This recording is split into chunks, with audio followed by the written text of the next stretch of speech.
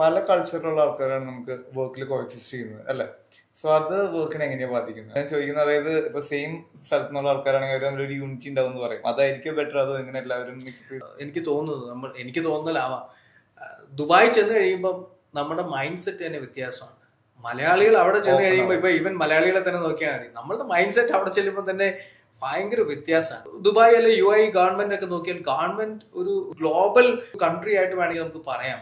ആ ഒരു രീതി, കാരണം എല്ലാ ഫെസ്റ്റിവൽസ് ആയിക്കോട്ടെ എല്ലാം ദുബായിൽ സെലിബ്രേറ്റ് ചെയ്യുന്നുണ്ട്. അത് ഗവൺമെന്റ് ഇനിഷ്യേറ്റീവ് എടുത്ത് സെലിബ്രേറ്റ് ചെയ്യുന്നുണ്ട്. അത് മാത്രമല്ല എല്ലാ റിലീജിയനെ റെസ്പെക്ട് ചെയ്യുന്നുണ്ട്.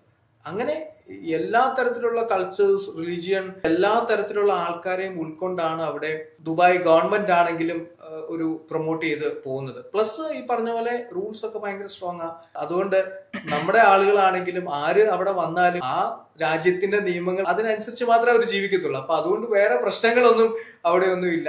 എല്ലാവരും തിരക്കാണ്. അവരവരുടെ ജോലി അവരവർ ചെയ്ത് ഒന്നിൽ അവരുടെ മൈൻഡ് ബിസിനസ്സിലായിരിക്കും, അല്ലെങ്കിൽ അവരവർ ചെയ്യുന്ന ജോലിയിലായിരിക്കും. ഞാൻ എപ്പോഴും പറയാം, അവരുടെ പ്രൊഡക്ടിവിറ്റി അവരുടെ രാജ്യങ്ങളിലേക്കാളും ചിലപ്പോൾ അവിടെ ചെല്ലുമ്പോൾ കൂടിയിട്ടുണ്ടാവും. എല്ലാവരും ഫോക്കസ്ഡ് ആണ്.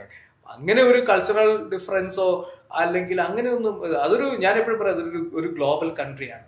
അപ്പൊ അങ്ങനത്തെ ഒരു ലൈഫ് സ്റ്റൈലാണ് നമുക്ക് അവിടെ ചെല്ലുമ്പോൾ തോന്നുന്നത്.